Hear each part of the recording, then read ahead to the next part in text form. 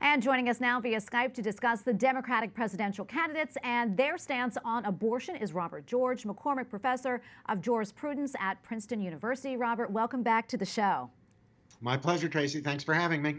Absolutely. So we just heard from Mark Irons, our White House correspondent, that Senator Amy Klobuchar appears to be willing to work with pro-lifers. What did you make of her remarks, and how do you think they'll play with voters? Well, I'm afraid that the most we can say on behalf of Amy Klobuchar is she's not quite as bad as almost all of her competitors for the Democratic nomination are when it comes to the sanctity of human life and the protection of unborn babies. Unfortunately, Senator Klobuchar favors Planned Parenthood funding of abortion, permission of abortion, even in the third trimester.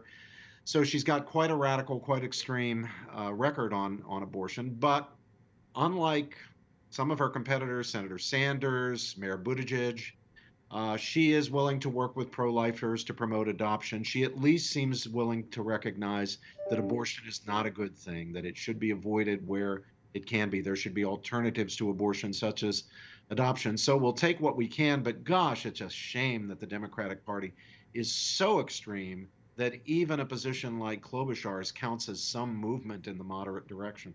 I know over the weekend on Twitter you pointed to video remarks by Senator Bernie Sanders and, quote, he wrote, quote, "Here's Bernie Sanders officially excommunicating pro-life Democrats." Why did you write that, and what kind of feedback did you receive, if any? Well, there Senator Sanders was at a forum being held by pro-abortion groups, and he was asked by the moderator of the forum, a pro-abortion woman, is it possible to be pro-life and a Democrat? There was a time when there were many, many pro-life Democrats. I began my career as a Democrat, a pro-life Democrat. But gradually over time, there's been less and less room, and now we're down to virtually no room for pro-life Democrats.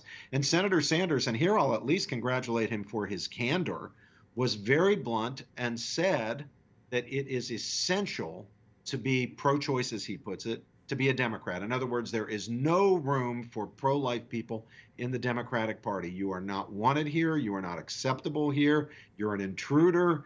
He virtually said, get out of my party. If you're pro-life, you cannot be a Democrat. How big do you think the fight for the unborn is becoming in the 2020 election? I think it's going to be a very important issue. I think it's going to be a very important issue indeed, because the radicalism of the Democrats are now unable even to say that they would protect the baby who survives an abortion and is born alive. That kind of radicalism is going to have electoral consequences.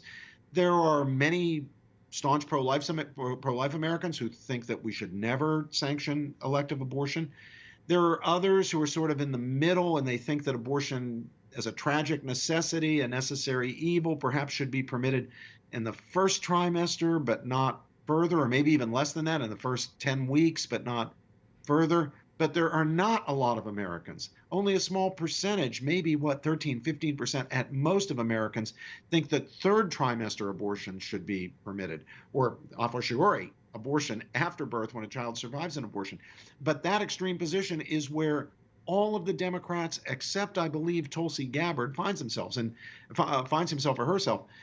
Tulsi Gabbard's position is only slightly less extreme. She would permit some regulation of abortion in the third trimester, but she still wants it to be legal all the way through 24 weeks. But that makes her a moderate by these Democratic standards. I can't help but think that the Democrats are going to pay a heavy price for this kind of extremism, especially when it comes to something as critical as the sanctity of human life in November. All right, well, Robert, thank you so much for your insight. We really appreciate it. Robert George, McCormick Professor of Jurisprudence at Princeton University. Thanks again. Thank you, Tracy.